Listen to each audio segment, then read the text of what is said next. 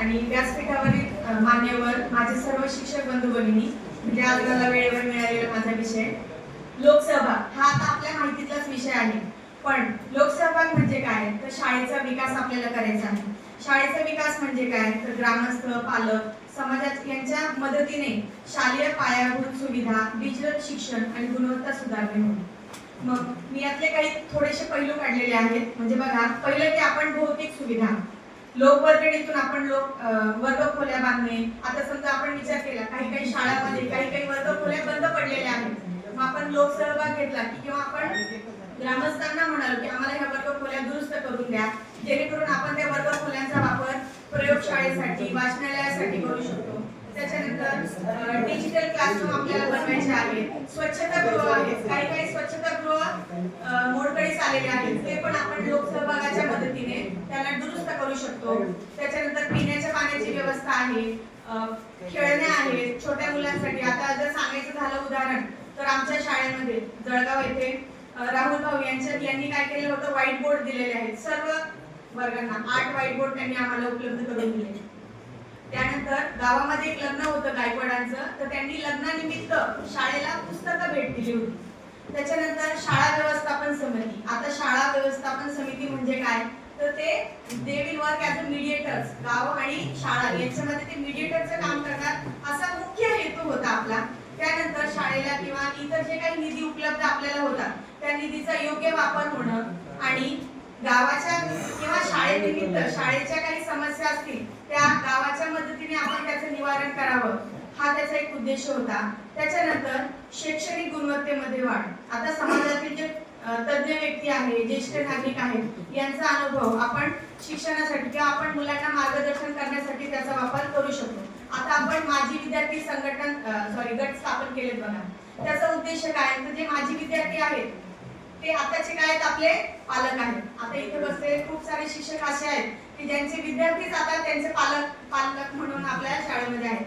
मग आता त्या मुलांना त्या काळामध्ये शाळेच्या काही गरजा होत्या किंवा शाळेमध्ये काही उणिवा होत्या, त्या भरून काढण्यासाठी ते पालक आपल्याला मदत करू शकतात. त्याच्यानंतर बघा, अभ्यासाव्यतिरिक्त आपण क्रीडा उपक्रमांना सुद्धा प्रोत्साहन दिले पाहिजे. आता आपल्या जिल्हा परिषद मध्ये पालकांच्या क्रीडा स्पर्धा घेण्यात आल्या, तर त्याचा काय फायदा झाला, जेव्हा पालक या क्रीडा स्पर्धेमध्ये सहभागी झाले तेव्हा त्यांना कळलं की आपल्या पाल्याला काय गरज आहे. तो जर जेव्हा बाहेर खेळायला जातोय तर त्याला काय गरज असू शकते किंवा त्यांनी काय प्रॅक्टिस करायला पाहिजे, त्याची काय आवड आहे, ती कशी जोपासायला पाहिजे. आता काही पालक होते जे धावण्यामध्ये याच्यामध्ये उत्कृष्ट त्यांनी कामगिरी केली.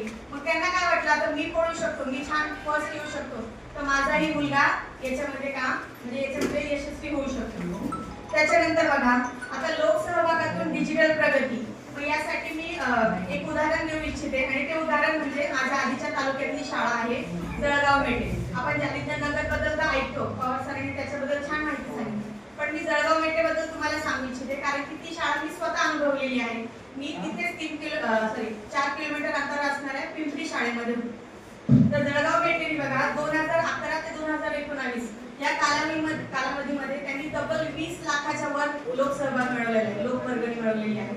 आणि त्या शाळेचे जे मुख्याध्यापक होते पांडुरंग माधवराव जाधव सर, त्यांना मी स्वतः बघितलेले आणि ते जळगाव मेटेचे जावई आहेत. जेव्हा त्यांची तिथे बदली झाली त्यावेळेला ती शाळेवर म्हणजे तेव्हा फक्त 99 मुलं होते तिथे आणि आता तिथे 356 मुलं आहेत आणि ऍडमिशन साठी सुद्धा काही मुलं वेटिंगला आहेत. तर त्या आता एक विशेष म्हणजे सांगायचं झालं, त्या गावामध्ये राजकारण आहे, हे मी तिथे पाहिलेलं आहे. राजकारण आहे, पण जेव्हा शाळेची जर असेल, शाळेचा जर विकास असेल, तर ते सगळे नेते एकत्र येतात आणि शाळेला लोकवर्गणी म्हणा किंवा आता ती शाळा एका ओढ्याच्या तिथे आहे आणि ती ओढ्याची जागा काय झाली, पाणी गेलं, मग ती जागा रिकामी झाली. मग जाधव सरांनी सरपंचांना म्हणाले की आता तुम्ही याचा काय वापर करणार आहे, ही जागा तुम्ही आम्हाला देऊन टाका.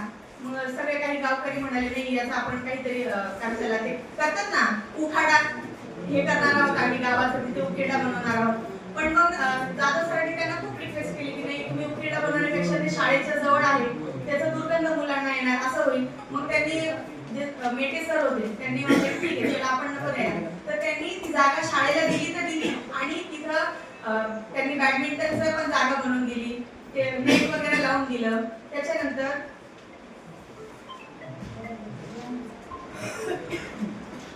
अजून एक सांगू इच्छिते, आता मी माझ्या स्वतःच्या शाळेबद्दल, आधीच्या शाळेबद्दल सांगणार. पिंपरीमध्ये आम्ही सुद्धा जळगाव मेट्रिकचा आम्ही काय त्याला आदर्श घेतला आणि मी स्वतः सुद्धा होते, देशपांडे सर होते, पांचाळ सर होते, त्याच्यानंतर महाकाळ सर होते आमचे मुख्याध्यापक. आम्ही सगळ्यांनी मिळून पिंपरी गावातून 2.5 लाख जमा केले होते आणि त्याच्यातून आम्ही डिजिटल क्लासरूम बनवलं होतं. आणि त्याच्यानंतर आमच्या शाळेमध्ये विस्कुते सर जेव्हा आधी होते त्यांनी काय केलं होतं, प्रत्येक वर्गामध्ये स्पीकर लावलेले होते आणि त्याचं कनेक्शन ऑफिसमध्ये होतं आणि त्याला एक चिप का काहीतरी त्यांनी बसवलेलं होतं. म्हणजे ज्या वर्गामध्ये शिक्षक नसेल किंवा एखादा शिक्षक गैरहजर असेल त्यावेळेला काय केलं जायचं, फक्त बटन दाबायचं ऑफिस मधलं आणि त्या स्पीकर मधून त्या क्लासरूम मध्ये जो काही सिलेबस असेल त्याच्या पोएम्स, ग्रामर किंवा स्टोरीज ह्या चालू होऊन जायच्या. म्हणजे हे सगळं आम्हाला लोकसहभागातूनच मिळालं होतं. आणि आता जर जळगावचं जरी सांगायचं झालं तर तुम्हाला सांगितलं व्हाईट बोर्ड मिळाला.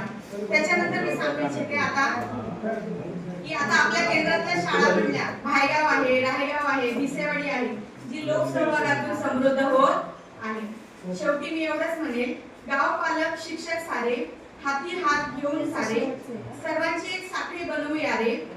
गाव पालक शिक्षक सारे, हाती हात घेऊन सारे, सर्वांची एक साखळी बनवूया रे. विद्यार्थी यशाचे दार उघडवूया रे. विद्यार्थी यशाचे दार उघडवूया रे. धन्यवाद.